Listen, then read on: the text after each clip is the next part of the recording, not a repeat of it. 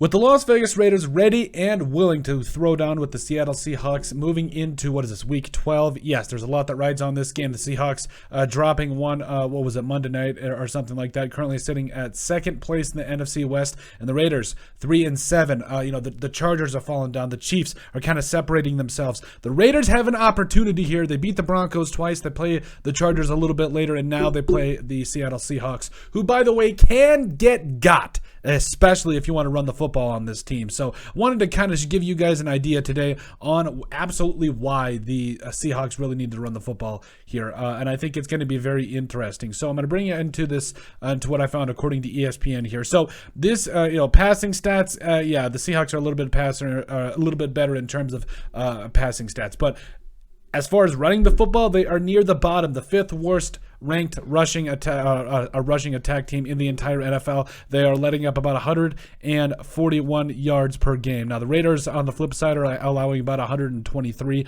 but the Seahawks 141 yards a game. I mean, if you're not Josh Jacobs and Zamir White and company, if they're not licking their chops right now, they should be. They absolutely should be, because this should be an absolute blow-up game. This should be a game in which everybody should get at least 15 carries. Like Josh Jacobs should get 30, Zamir White should get 15. Derek Carr should throw the ball 4 times. I'm probably exaggerating, but this released earlier in the week by the Raiders PR running back Josh Jacobs has now eclipsed 850 rushing yards on the season, becoming the 10th player in NFL history with 850 plus rushing yards and 7 touchdowns in each of his first 4 seasons. 7 of the other 9 players to accomplish this feat are currently in the Pro Football Hall of Fame. And again, yes, Josh Jacobs, I have said it ad nauseum, this man deserves a second contract with the Raiders. I felt like, honestly, them declining his 5th-year option, I didn't think it was the end, but it was one of those things where, hey, running backs just aren't getting a ton of money these days unless you're Christian McCaffrey. But honestly, at the end of the day, the Raiders need to seriously look at that as the season goes on here. But make no mistake,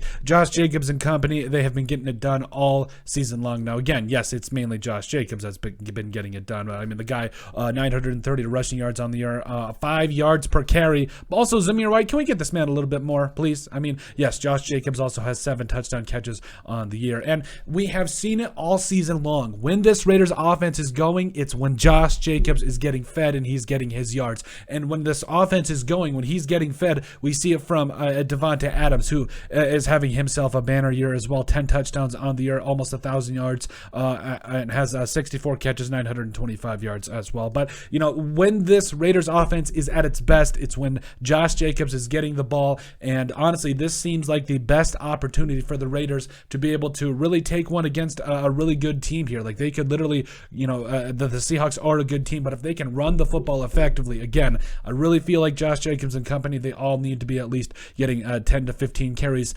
Josh Jacobs needs 30, and Zamir White, he probably needs 10 to 15 himself. So the Raiders need to run the ball against the Seattle Seahawks. They got it done last week against the Denver Broncos, and in those games that they run for over 100 yards, they win most of those. So I really feel like this is a spot where the Raiders need to take a serious look. Okay, obviously set up the play action. You can't just run the ball 70 times the entire game, but obviously the Raiders are in a position where if they can run the ball, play some good defense, keep Geno Smith and the Seahawks off the field, I think some good things can happen. But let us know what you guys think, and make sure you guys like and subscribe down below. Leave a like and a comment. It helps people find the show. We greatly appreciate all the support that we've gotten and continue to get. You guys are all truthfully awesome. We love every single one of you. Down in the description below, you'll find all of our social media platforms. So give us a like and a follow there. Also, remember to give us a listen and sub on iTunes. And finally, if you have anything else you'd like us to cover, send us an email at thesportsbp@yahoo.com or put it in the comment section down below, and we would love to cover it. But let us know what you guys think about the Las Vegas Raiders